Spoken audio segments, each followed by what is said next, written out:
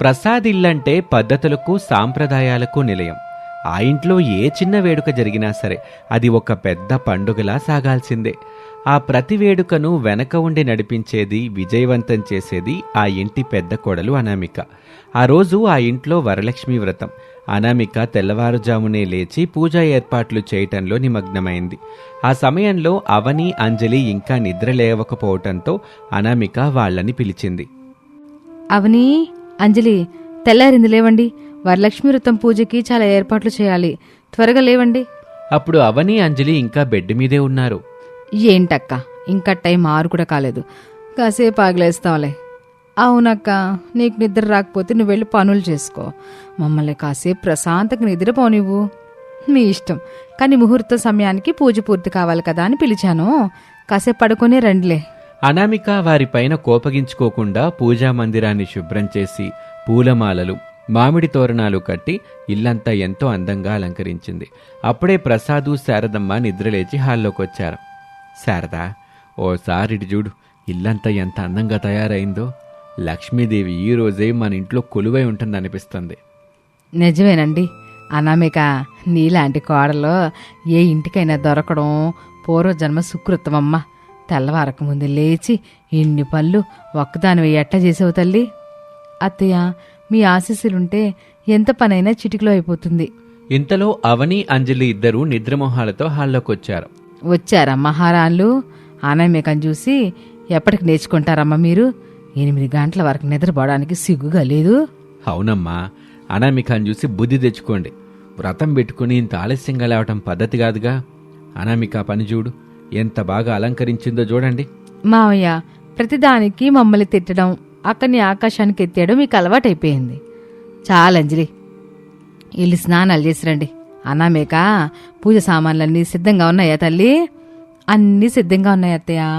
అవని, అంజలి, మీరేమీ అనుకోకండి, కొంచెం త్వరగా రెడీ అయ్యండి, పూజ మొదలు పెడదాం. టిఫిన్ కూడా సిద్ధంగా ఉంది.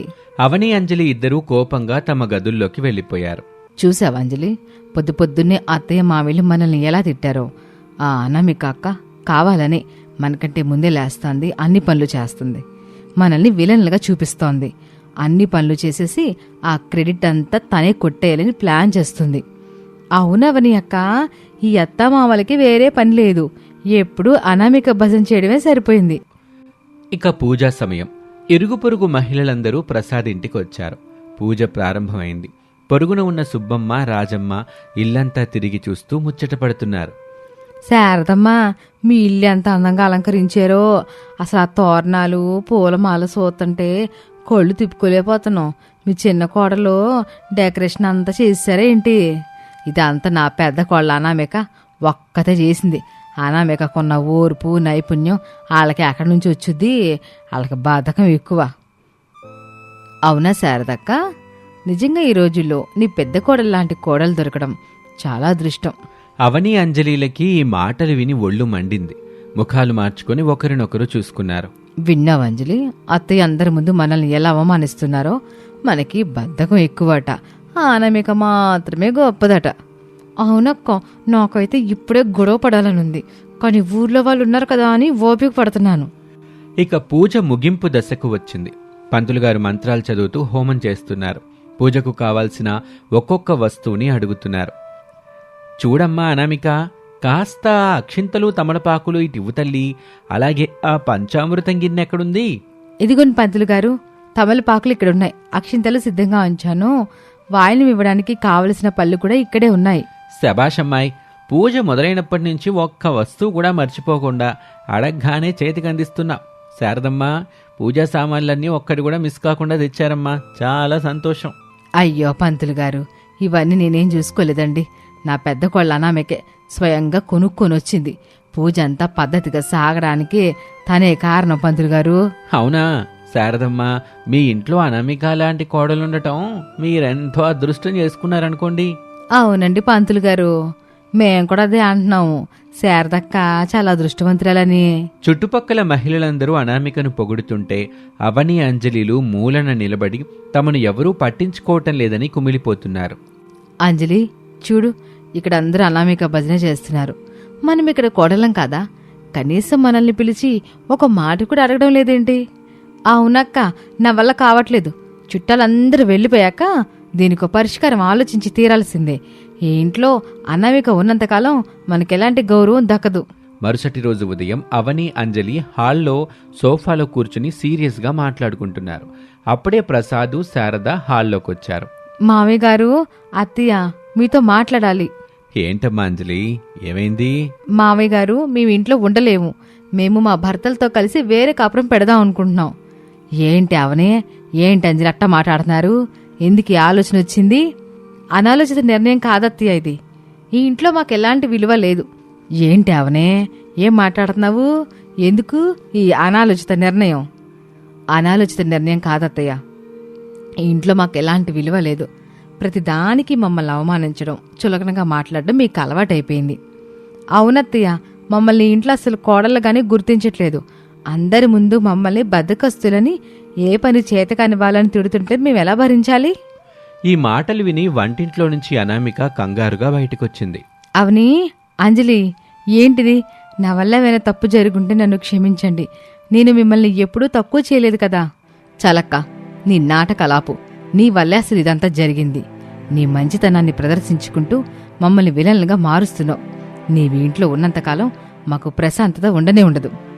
అవును, నువ్వు ఈ ఇంట్లో నుంచి వెళ్ళిపోతేనే మాకు గౌరవం దక్కుతుంది. లేదంటే మేమిప్పుడే ఈ ఇంటి నుండి వెళ్ళిపోతాం. అలా చెప్పి అవని, అంజలి ఇద్దరూ కోపంగా గదుల్లోకి వెళ్లి బ్యాగులు పట్టుకుని బయటకొచ్చారు. సురేష్, అరుణ్ తమ భార్యల మాటలకి ఎదురు చెప్పలేకపోయారు. వద్దవని, వద్దంజలి, మీరెక్కడికి వెళ్లాల్సిన అవసరం లేదు. ఈ ఉమ్మడి కుటుంబం విడిపోకూడదు. మావయ్య గారు, అత్తయ్య గారు, వీళ్ళిద్దరిలో ఎవరూ బాధపడకూడదు. నేనే నా భర్తతో కలిసి ఈ ఇల్లు వదిలిపెట్టి వెళ్ళిపోతాను. అనామిక, ఏం మాట్లాడుతున్నావమ్మా? నువ్వు వెళ్ళిపోవడం ఏంటి? అవునమ్మా అనామిక, నువ్వు వెళ్ళకూడదు. లేదత్తయ్య, తోడుకోడల మధ్య శాంతి ముఖ్యం. నేను వెళ్తాను. ఎంత సడన్ గా నువ్వెక్కడికి వెళ్తావమ్మా? మావయ్య గారు, మన కొబ్బరి తోటలో గుడిసుంది కదా, నేను కొంతకాలం వరకు అక్కడే ఉంటాను. నా భార్య అనామిక చెప్పిందే కరెక్ట్ నాన్న. కుటుంబంలో గొడవలుండటం కంటే మనుషులు దూరంగా ఉండటమే మేలు. నేను కూడా మీతోనే వస్తాను. నాకు ఈ గర్వపోతుల మధ్య ఉండడం ఇష్టం లేదు. అవును శారదా, నేను కూడా వస్తానురా రమేష్. బండి సిద్ధం చెయ్యి, మనం కూడా కొబ్బరి తోటకి వెళ్దాం. ప్రసాదు, శారద, అనామిక, రమేష్ నలుగురు ఇల్లు వదిలి కొబ్బరి తోట వైపు బయలుదేరారు. అవని, అంజలి ఇద్దరూ గర్వంగా చూస్తూ ఉండిపోయారు. చూసావక్క, మన ప్లాన్ వర్కౌట్ అయింది.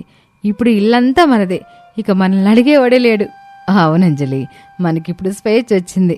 ప్రసాదు, శారద, రమేష్, అనామికలు కొబ్బరి తోట చేరుకున్నారు. ఆ రోజు సాయంత్రం అనుకోకుండా ఆకాశం మేఘావృతమైంది. పెద్ద గాలివాన మొదలైంది. విపరీతమైన వర్షానికి గుడిసె పైకప్పుకున్న రంధ్రం నుంచి నీరు ధారగా కారటం మొదలైంది. అయ్యో రమేషు, గుడిసె పైకప్పు నుంచి నీళ్లు గారుతున్నాయి. అత్తయ్య, కంగారు పడకండి. ఈ పూట సర్దుకున్నాం. రేపు మనం దీనికి పరిష్కారం ఏంటో ఆలోచిద్దాం. మరుసటి రోజు ఉదయానికి వర్షం తగ్గింది. అనామిక ఉదయాన్నే లేచి రమేష్ సహాయంతో తోటలో ఉన్న తాటిమట్టలను, కొబ్బరి ఆకుల్ని కోయించి గుడిసె పైకప్పు మీద కప్పించింది. దీనివల్ల వర్షం పడ్డా నీరు నేరుగా లోపలికి రాదు. కానీ ఆమెకు అంతటితో సంతృప్తి కలగలేదు. ఆ గుడిసెను ఎంతో అందంగా, పటిష్టంగా మార్చాలి అనుకుంది. ఏవండి, మన కొబ్బరి తోటలో చాలా ఎండిపోయిన కొబ్బరి చిప్పలు పడిపోయి ఉన్నాయి కదా, వాటిని మనం ఎందుకు వృధా చేయాలి? వాటితో ఏం చేయగలవు అనామిక? అవి కేవలం పొయ్యిలోకి మాత్రమే పనికొస్తాయి కదా. మనం ఆ కొబ్బరి చిప్పల్ని పద్ధతిగా పేర్చి ఒక అద్భుతమైన పైకప్పుని తయారు చేసుకోవచ్చు. ఆ చిప్పల్ని గుడిసెల గోడల మీద, కప్పు మీద దట్టంగా పేర్చి కడితే ఇల్లు చూడ్డానికి చాలా అందంగా ఉంటుందండి. రమేష్, అనామికలు కలిసి తోటలోని వేలాది కొబ్బరి చిప్పలను సేకరించారు. ఆ చిప్పలను ఒకదానికొకటి దగ్గరగా గుడిసె పైకప్పు మీద అమర్చారు. ఆ గుడిసెను చూస్తుంటే దూరం నుంచి ఒకే ఒక పెద్ద కొబ్బరికాయ ఆకారంలో ఇల్లున్నట్టుగా కనిపించింది. అబ్బా, ఎంత అందంగా ఉందో ఇల్లు! నీ తెలివికి నా జోహారులు తల్లి. అత్తయ్య, ఈ కొబ్బరి చిప్పల ఇల్లు కేవలం అందానికే కాదు, లోపలైతే చాలా చల్లగా కూడా ఉంటుంది. మరోవైపు ప్రసాద్ పాత ఇల్లంతా చిందరవందరగా ఉంది. గిన్నెలు సింక్లో పేరుకుపోయున్నాయి. ఇల్లు తుడిచి రోజులు గడిచింది. అనామిక వెళ్లిపోవటంతో అవని, అంజలిలకి పనుల భారం పడింది. పనులు ఎవరు చెయ్యాలనే విషయంలో ఇద్దరి మధ్య గొడవలు మొదలయ్యాయి. అంజలి, ఈరోజు వంటింట్లో గిన్నెలు నువ్వే కడగాలి. నేను కడిగాను కదా. ఏంటవని అక్క, నేనెందుకు కడగాలి? నిన్న నువ్వు గిన్నెలు కడిగావని అబద్ధాలు చెప్పకో. నేను కదా కడిగింది. అలాగే నేనే నిన్ను వంట కూడా చేశాను. ఈరోజు నువ్వే ఇల్లంతా ఊడ్చి గిన్నెలు కడగాలి. నువ్వు ఖాళీగానే ఉన్నావు కదా, నువ్వే చెయ్యి. నాకు ఆర్డర్స్ వేయకో. నేనేం నీ పని మనిషిని అనుకుంటున్నావా? నీలాంటి బద్దకస్తురాలతో నేను మాట్లాడినిక. నేను కూడా నీతో మాట్లాడను. నీలాంటి అహంకారితో మాట్లాడడం కంటే మౌనంగా ఉండడమే మేలు. ఇద్దరూ గొడవపడి మాట్లాడుకోవటం మానేశారు. ఎవరి రూమ్స్లో వాళ్ళు తలుపులు వేసుకుని కూర్చున్నారు. ఇలా ఒకరి మీద ఒకరికే విపరీతమైన అసంతృప్తి పెరిగిపోయింది. చివరికి తట్టుకోలేక ఇద్దరూ కలిసి కొబ్బరి తోటలో ఉన్న శారదమ్మ దగ్గరికి వచ్చి ఫిర్యాదు చేయాలనుకున్నారు. అత్తయ్యగారు, మావిగారు, ఒకసారి నా మాట వినండి. రండమ్మ మహారాళ్ళు. ఏంటెట్టాగొచ్చారు? సురేష్ అరుణ్లు బాగున్నారా? వాళ్ళు బాగున్నారు అత్తయ్య, కానీ మా ఇద్దరి మధ్య అసలు కుదరట్లేదు. ఈ అవని అక్క అసలు ఇంట్లో ఏ పని చేయదు. నేనే అన్ని పనులు చేయాల్సి వస్తుంది. నిన్న నేనే ఇల్లంతా ఊడ్చాను, గిన్నెలు కడిగాను. ఈమె మాత్రం ఫోన్ పట్టుకుని సోఫాలో కూర్చుంది. అబద్ధం అత్తయ్య, ఈ అంజలి పచ్చి అబద్ధాలు చెప్తోంది మీకు. నిన్న నేను వంట చేశాను. ఈ కనీసం నా కూరగాయలు కూడా కోసి ఇవ్వట్లేదు. పైగా నన్ను ఒక పని మనిషిలాగా చూస్తోంది, ఆర్డర్స్ వేస్తుంది. మీరే దీనికి న్యాయం చెప్పాలి. అవని అంజలిల మాటలు విన్న శారదమ్మ ప్రసాద్ ఒక్కసారిగా పెద్దగా నవ్వటం మొదలుపెట్టారు. ఆ నవ్వు చూసి అవని అంజలిలకి ఏమీ అర్థం కాలేదు. అత్తయ్య, మామయ్య గారు, మేమింత సీరియస్గా గొడవ పడుతుంటే మీరెందుకు నవ్వుతున్నారు? ఇందులో నవ్వడానికి ఏముందని? నవ్వకేం చెయ్యాలమ్మా? ఒకే ఒక్క వారం రోజులు మీరు పనులు పంచుకునేసరికి ఒకరి మీద ఒకరు చాడీలు చెప్పుకోవడానికి ఇక్కడికి వచ్చారు. మీరు చేసిన ఒక చిన్న పనికే మీరు గుర్తింపు కోరుకుంటున్నారు. నేను అది చేశాను, నేను ఇది చేశానని గొప్పలు చెప్పుకుంటున్నారు.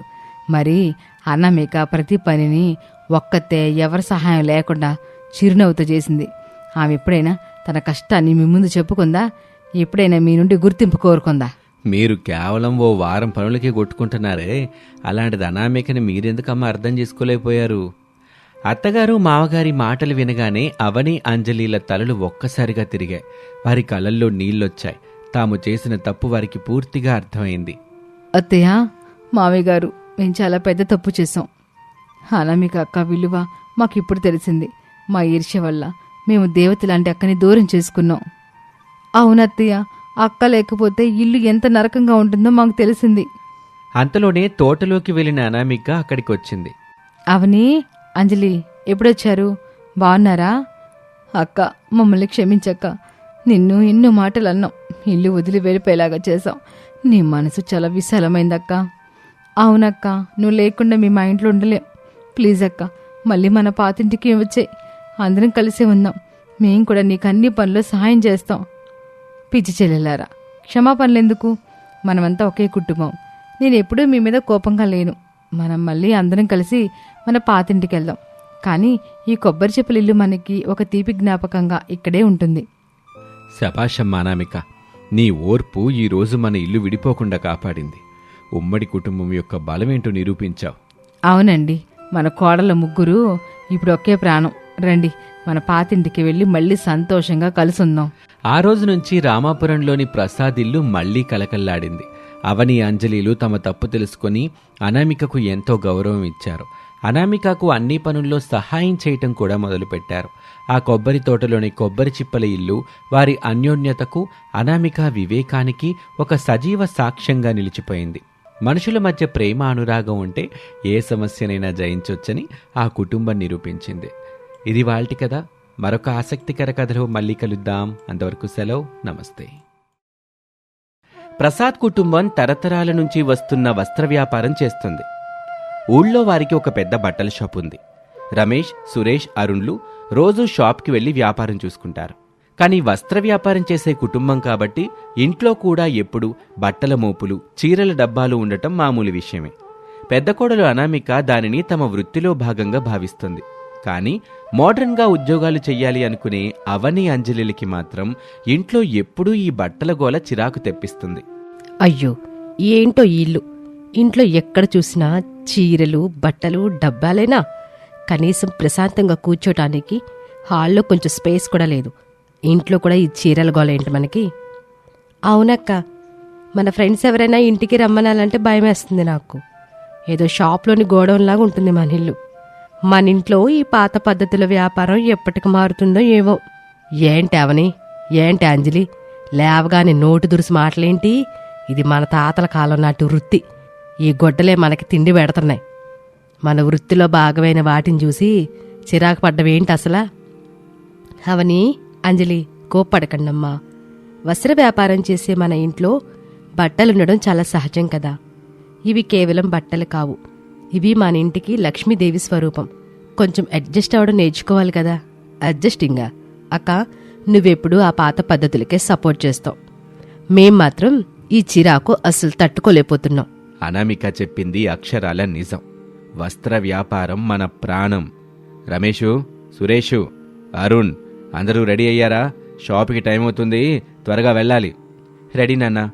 ఈరోజే షాప్లో కొన్ని కొత్త పట్టు చీరల స్టాక్స్ వస్తున్నాయి.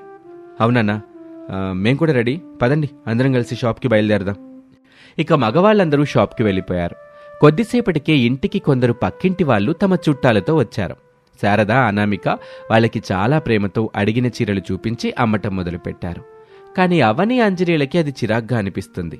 అక్క, చూసావా, ఊర్లో షాపున్నా కూడా ఇంటికి జనాలొచ్చి చీరలు చూసిపోతున్నారు.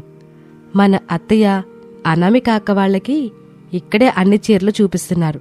ఇంట్లో అసలు పర్సనల్ లైఫ్ అనేది లేకుండా పోయిందక్క. అవునంజలి, ఈ చీరల గొడవ నాకు అస్సలు నచ్చదు. మన ఇంట్లో ఎప్పుడూ జనాలు, ఎప్పుడూ బట్టల గోల మామూలైపోయింది.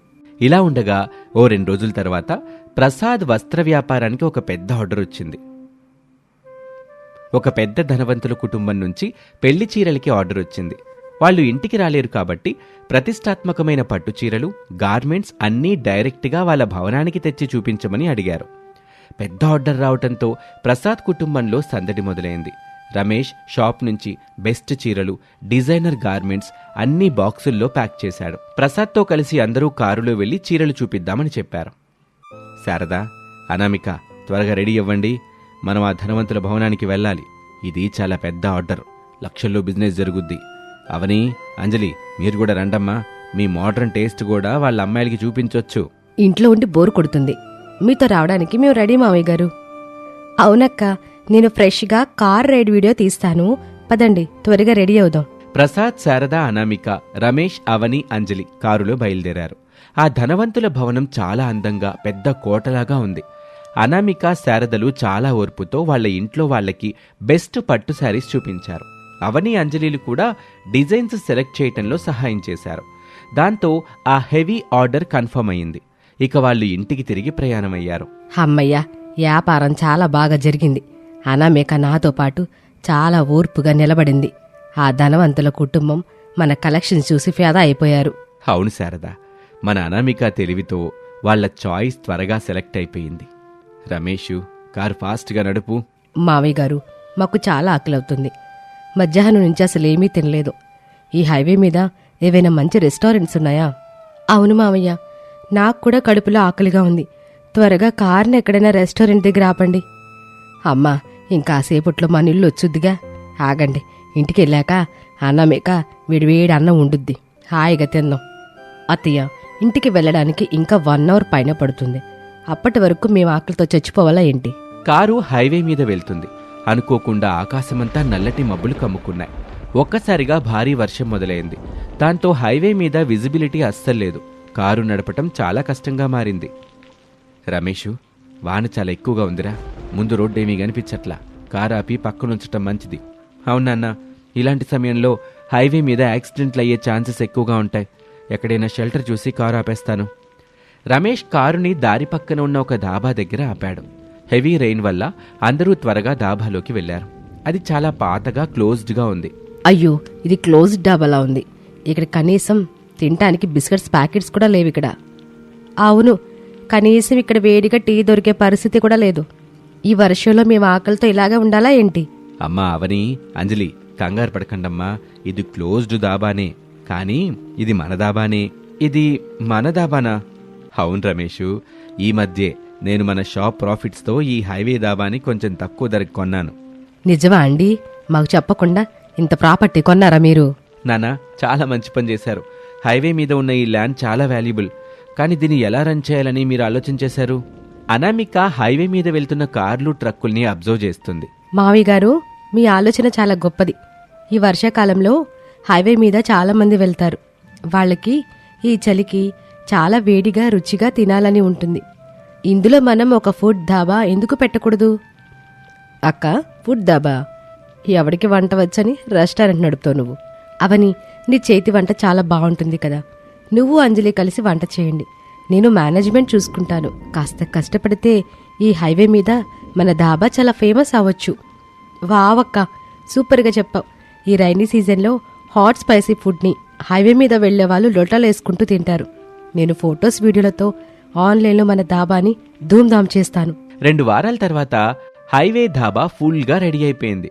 ధాబా చాలా అందంగా, అంజలి సోషల్ మీడియా ప్రమోషన్స్ వల్ల హైవే మీద వెళ్లే వాళ్ళకి, ట్రావెలర్స్కి ఈ ధాబా గురించి త్వరగానే తెలిసింది. Anamika special highway spicy chicken curry, వర్షాకాలం గరం రోటీ, అవని స్పెషల్ హాట్ బిర్యానీలు చేశారు. అంజలి ఫోన్లో లైవ్ వీడియోలు తీస్తూ, హలో ట్రావెలర్స్, వెల్కమ్ టు మన హైవే ధాబా. బయట హెవీ రైన్ పడుతుంది, మరి ఇలాంటి టైంలో hot spicy chicken curry, butter rotis తినాలంటే త్వరగా ఇటు స్టార్ట్ అవ్వండి. 100% natural home made recipe. Location comment సెక్షన్లో ఉంది గాయస్. అమ్మా చాలా ఆకలిగా ఉంది, వేడిగా చికెన్ కర్రీ రోటీ ఉన్నాయా? ఉన్నాయి సార్, మీరు కూర్చోండి. క్లీన్ ప్లేట్లలో వేడివేడిగా చికెన్ కర్రీ విత్ రోటీ ఇస్తాను. అనామిక అతనికి వడ్డించింది. అతను ఒక్క బుక్క తిని, అబ్బా ఏమి రుచి తల్లి, హోమ్ మేడ్ స్పైసీ స్మెల్ వస్తుంది వంటలో, తింటూ ఉంటే మనసుకి స్వర్గంలా ఉంది. ఈ రైనీ వెదర్కి ఈ spicy chicken curry perfect combination. ఆ దాబాలో రుచి వల్ల హైవే మీద వెళ్లేవాళ్లు, ట్రక్ డ్రైవర్లు, ట్రావెలర్లు అందరూ కార్లు ఆపి మరీ ఆ ధాబాలోకి రావటం మొదలుపెట్టారు. అనామిక హైవే ధాబా చాలా పెద్ద సక్సెస్ అయింది. రోజు మినిమం 1000 ప్లేట్ల బిర్యానీ, రోటీలు సేల్ అవుతున్నాయి. ఓ రోజు సాయంత్రం వేళ ధాబాలో విపరీతంగా జనాలున్నారు. శారద బిల్లింగ్ కౌంటర్లో ఉంది. అనామిక, శారద, అవని, అంజలిలు ధాబాలో సర్వింగ్ కోఆర్డినేట్ చేస్తున్నారు. యావండి, మన ముగ్గురు కోడల వలన ఈ హైవే మీద జాతరలాగా మన వ్యాపారం సాగుతుంది. నిజమే శారదా, కానీ నేను అనామికతో విషయం మాట్లాడాలి. అమ్మా అనామిక, ఇట్రా తల్లి. చెప్పండి మావయ్య గారు, ఏమైనా ప్రాబ్లమా? అదేమీ లేదమ్మా, నాకు ఆలోచన వచ్చింది. ఈ హైవే దాబాకు వచ్చేవాళ్ళు తమ ఫ్యామిలీలతో వస్తున్నారు. పెద్ద పెద్ద రిచ్ ఫ్యామిలీలు కూడా ఇక్కడే కార్లు ఆపి తింటున్నారు. మరి వాళ్ళకి ఫుడ్ తిన్న తర్వాత షాపింగ్ చేయడానికి ఇక్కడ ఒక స్టాల్ బట్టలకి పెడితే ఎట్టా ఉంటుందంటావు? మావయ్య గారు, నేను కూడా అదే ఆలోచిస్తున్నాను. మన వస్త్ర వ్యాపారం కోసం ఈ ధాబా పక్కనే ఒక గవర్నమెంట్ స్టాల్ ఓపెన్ చేద్దాం. వావ్, ధాబా పక్కనే గవర్నమెంట్ స్టాలా? అక్క, సూపర్ ఐడియా. ట్రావెల్ చేస్తున్న అమ్మాయిలు ఫ్యామిలీస్ ఫుడ్ తిన్నాక చీరలు చూస్తారు. అటు వస్త్ర వ్యాపారం కూడా సూపర్గా రన్ అవుతుంది. అవునక్క, ఫుడ్ తిన్నాక లేడీస్ అందరూ తమ హస్బెండ్స్తో చీరలు కొనిపిస్తారు. అంతలో రమేష్, సురేష్, అరుణ్ తమ భార్యల దాబా ఎలా రన్ అవుతుందో చూడ్డానికి అక్కడికొస్తారు. అనామిక, నీ ప్లాన్ మేం విన్నాం. మన షాప్లో ఉన్న స్టాక్స్, డిజైనర్ శారీస్తో ఇక్కడ ఒక స్మాల్ అందమైన అవుట్లెట్ డోర్ దగ్గర పెడదాం. ఫ్యామిలీస్ తినడానికి వచ్చినప్పుడు డైరెక్ట్గా వారి వ్యూ శారీస్ మీద పడుతుంది. అందరూ శారీ స్టాల్కి ఓకే అనుకున్నారు. కొన్ని రోజులకి హైవే దాబా పక్కనే శారీ అవుట్లెట్ కూడా ఓపెన్ చేశారు. దాన్ని చాలా అందంగా లైట్లతో డెకరేట్ చేసి ఉంచారు. అనుకోని విధంగా ఈ హైబ్రిడ్ బిజినెస్ మోడల్ హిట్ అయింది. హైవే మీద ఫుడ్ తినటానికి ఆగిన ఫ్యామిలీలు పట్టు శారీలు, గార్మెంట్స్ చూసి హెవీగా షాపింగ్ చేయటం మొదలుపెట్టారు. Home made food, beautiful saris ఒకే స్థలంలో దొరుకుతూ ఉండటంతో రిచ్ ఫ్యామిలీస్ అందరూ కార్లు డైరెక్ట్గా ప్రసాద్ గారి దాబా దగ్గరే ఆపేవారు. మేడం, మీ ధాబాలో బిర్యానీ తినడానికి వచ్చాం, కానీ ఈ శారీ కలెక్షన్స్ చూస్తే చాలా యూనిక్గా ఉన్నాయి. ఈ పట్టు శారీ ప్రైస్ ఎంతండి?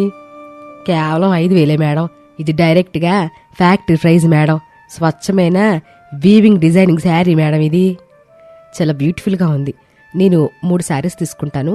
అలాగే మీ దాబాలో ఫుడ్ అయితే చాలా టేస్టీగా ఉందండి. Thank you madam, me support ఇలాగే ఉండాలి. ఇలా ఉండగా ఒకరోజు రాత్రి ప్రసాద్ కుటుంబం అంతా, అక్క, నేను మొదట్లో ఇంట్లో చీరలు చూసి చిరాకు పడ్డాను, కానీ ఈరోజు ఈ హైవే మీద ఈ ధాబా, ఈ శారీ స్టాల్ సక్సెస్ చూస్తుంటే నాకు అత్యానందం కలుగుతుందక్క.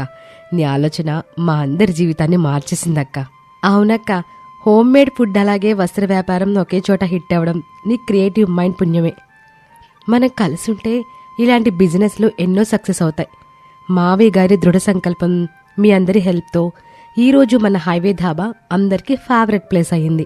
అమ్మా అనామిక తల్లి, నేను ఈ దాబా కొన్నప్పుడు దీంతో ఏం చేస్తానా అనుకున్నాను. కానీ నువ్వు నా ఆశలకి, నా కుటుంబానికి వర్షాకాలంలో కూడా చల్లని వెన్నెలు తెచ్చావు తల్లి. నా కోడళ్ళ ముగ్గురు లక్ష్మీదేవిలేనండి. అవునన్నా, అనామిక హైవే దాబా హిట్ చేసి వస్త్ర వ్యాపారం కూడా ధూమ్ధామ్గా మార్చేసింది. ఎస్, ఈ వర్షాకాలంలో మన హైవే దాబా శారీస్ చాలా పెద్ద సక్సెస్. అలా క్లోజ్డ్గా ఉన్న ధాబా అనామిక తెలివితో సక్సెస్ఫుల్ హైవే వ్యాపారంగా మారింది. కుటుంబ బంధం, వస్త్ర వ్యాపారం ఇంకా బలపడ్డాయి. ఇది ఇవాల్టి కథ. మరొక ఆసక్తికర కథలో మళ్ళీ కలుద్దాం. అంతవరకు సెలవు. నమస్తే.